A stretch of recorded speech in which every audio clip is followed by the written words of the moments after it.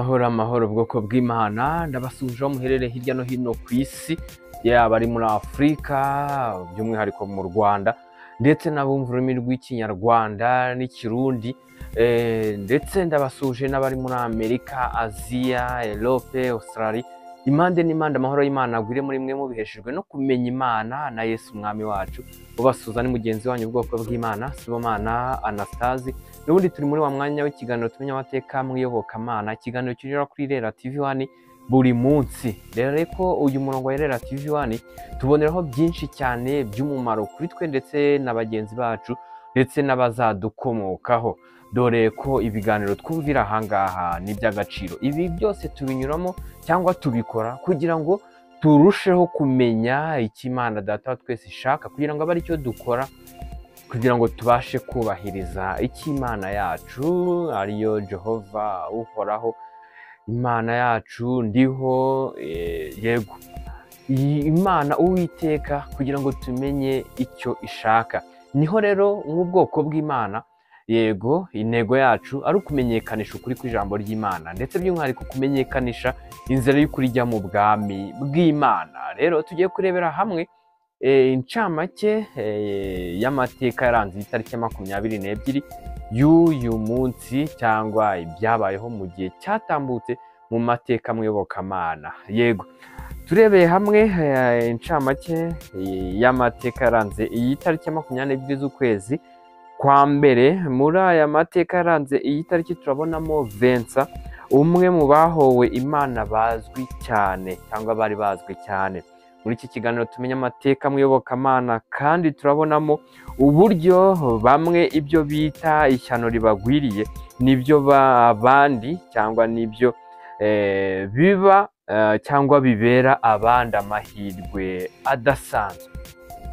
Yego turabonamo uburyo bamwe ibyo bita ishyano ribagwiriye nibyo bibera abandi amahirwe adasanzwe. Rero nk'ubwoko bw'Imana buri gihe duhoza umutima ku by'iwacu mu ijuru. Yego buri gihe, buri hantu, kuri buri gikorwa. Rero nk'ubwoko bw'Imana niho dusanga, iyo tubikurikiranye kandi tukanabibona, ikintu umuntu aharira igihe kirekire mu buzima bwe, agatanga imbaraga n'ubutunzi kubw'intego y'icyo kintu, icyo kintu niyo Mana ye, cyangwa icyo kintu cyo kiraza guhishura Imana ye nyirizina. Tugiye kurebera hamwe aya mateka yaranze iyi tariki ku buryo burambuye, ariko ujye uba maso kandi tubane buri gihe, ndetse uharanire kumva ahantu hose bamenyekanisha ijambo ry'Imana mu buryo bwimbitse, kandi badaca ku ruhande rw'Imana yashaka kutumenyesha mu byanditswe mu gitabo cya Bibiliya. Dore ko nk'ubwoko bw'Imana muri iki kiganiro tumenya amateka mw'iyobokamana twifashisha igitabo cya Bibiliya, dore ko ariho dusanga imvugo y'Imana mu buryo bwuzuye itagoretse, kugira ngo tuze kumenya icyo dukwiriye gukora nk'ubwoko bw'Imana. Niho rero dusanga abantu babayeho mu gihe cy'amateka tuba twarebyeho, kugira ngo tuze kubigiraho cyangwa tuve mu kinyoma cyabo bitewe n'icyo Bibiliya yemeje ku buzima banyuragamo. Ku buryo burambuye rero aya mateka yaranze iyi tariki, reka turebe ku buryo burambuye kugira ngo nyirizina tuze kureba icyo twebwe twakora nk'ubwoko bw'Imana. Ku ya 22 Mutarama mu mwaka wa 304, Vincent wa Saragossa, umwe mu bahowe Imana bazwi cyane mu itsinda ry'abahamyaga ko bakora iby'Imana ishaka rya mbere, kuri iyi tariki ya 22 Mutarama nibwo yishwe, cyangwa niyo tariki yiciweho. Yego aya mateka n'ubundi twatangarijwe n'urubuga rwitwa christianitytoday.com. Nk'ubwoko bw'Imana turasanga uyu nguyu Vincent wa Saragossa yarishwe n'ubundi arimo guhorwa cyangwa arimo kuzira iby'ubutumwa bwiza bwa Yesu Kristo, cyangwa kubwo kumenyekanisha ijambo ry'Imana, cyangwa kubwo kumenyekanisha ibyanditswe mu gitabo cya Bibiliya. Nawe ujya ufata ugasoma, cyangwa igitabo ujya wumva. Yego rero tugiye kureba icyo Bibiliya iraza kuvuga, cyangwa igiye gushimangira ku kigendanye no guhorwa ubutumwa bwiza, cyangwa guhorwa izina rya Yesu Kristo. Ushobora kuba urimo kubizira utaragera ku gihe cyo kumena amaraso, ariko ugasanga hari ibigaragara nk'ibigoye mu buzima ushobora kuba wanyuramo urimo kuzira kwamamaza ubutumwa bwiza bwa Yesu Kristo, cyangwa kwamamaza izina rya Kristo, cyangwa kwamamaza imibereho y'ubwoko bw'Imana, uburyo dukwiriye kuba twabaho. Tugiye kureba nyirizina rero nk'uko twabivuze mu ncamake y'uko tugiye kureba muri kino kiganiro tumenya amateka mwibokamana, tugiye kubonamo uburyo bamwe ibyo bita ishyano ribagwiriye nibyo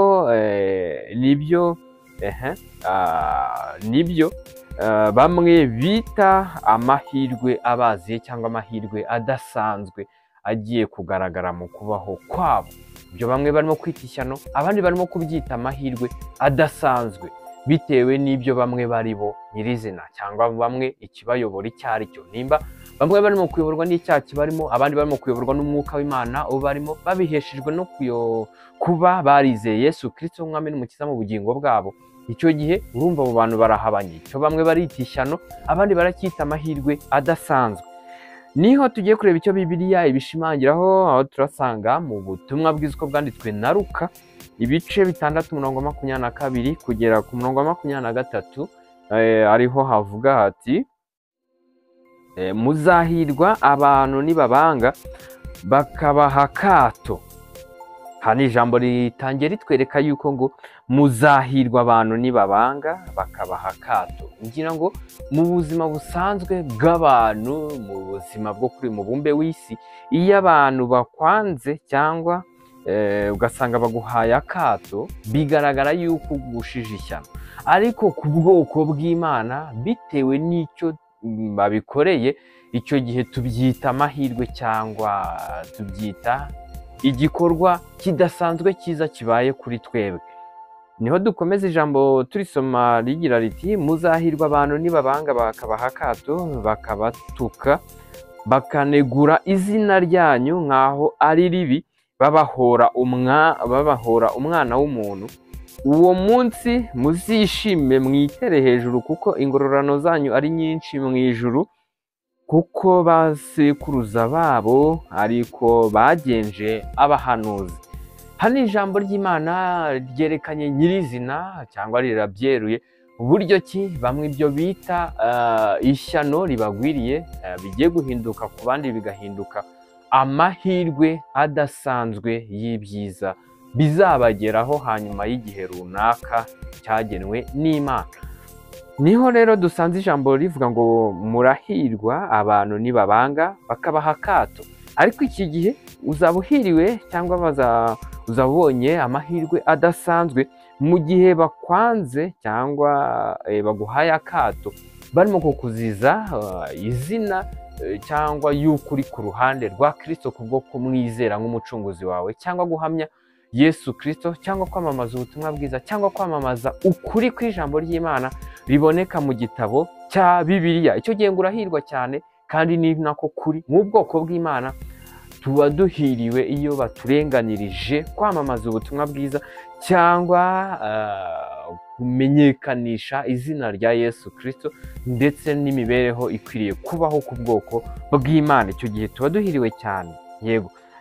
Cyangwa baba batwanze bakaduha akato, cyangwa bakadutuka, cyangwa bakanegura izina ryacu ko ari ribi, yego. Icyo gihe baduhora Yesu Kristo cyangwa baduhora kumenyekanisha ubutumwa bwiza bwa Yesu Kristo, icyo gihe tuba duhiriwe cyane. Ijambo ryo rihita rivuga ngo uwo munsi muzishime mwitere hejuru, kuko muzishime mwitere hejuru, kuko ingororano zanyu ari nyinshi mu ijuru, kuko basekuruza babo ariko bagenje abahanuzi b'ukuri, cyangwa abigisha b'ukuri, cyangwa abagendera mu murongo cyangwa mu murongo Imana ishaka, cyangwa abayoborwa n'umwuka w'Imana. Icyo gihe bararwanywa cyangwa bararengana, cyangwa nibo bakwiriye kuzahabwa ingororano z'ibidasanzwe mu bwami bw'Imana. Abarimo guhorwa iryo zina ry'ubwoko bw'Imana, cyangwa barimo guhorwa izina rya Yesu Kristo, babiheshejwe no kuyoborwa n'umwuka w'Imana. Kubwo kumvira umwuka w'Imana ukagendera ku byo umwuka w'Imana ukubwira cyangwa ukongorera, icyo gihe uzatukwa, bazakwanga, uzahabwa akato, hari serivisi zimwe na zimwe utahabwa, hari akazi utabona.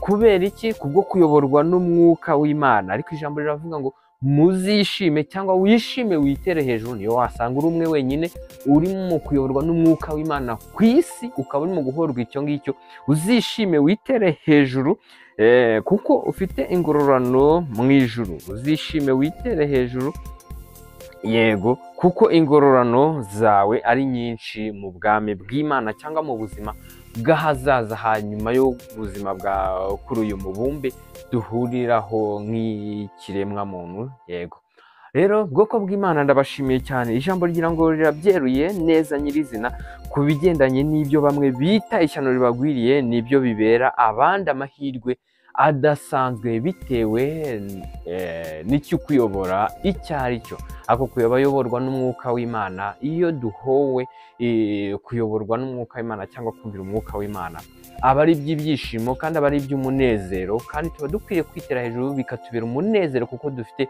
ingororano hanyuma y'ubu buzima turimo. Yego, dufite ingororano nyinshi cyane mu bwami bw'Imana. Bwoko bw'Imana ndabashimiye cyane. Yego, dore ko mudahwema kubana natwe mu bwoko bw'Imana buri gihe, buri hano, kuri buri gikorwa duhora twibwira iby'iwacu mu gihugu cyo mu ijuru, cyangwa duhoza umutima ku by'iwacu mu gihugu cyo mu ijuru. Rero intego yacu n'ubundi ni ukumenyekanisha ukuri kw'ijambo ry'Imana, ndetse by'umwihariko kumenyekanisha inzira iri kurijya mu bwami bw'Imana. Ndabashimiye. Amahoro y'Imana n'ubuntu bw'Imana bigwire muri mwe, mubiheshejwe no kumenya Imana na Yesu umwami wacu. Murakoze cyane.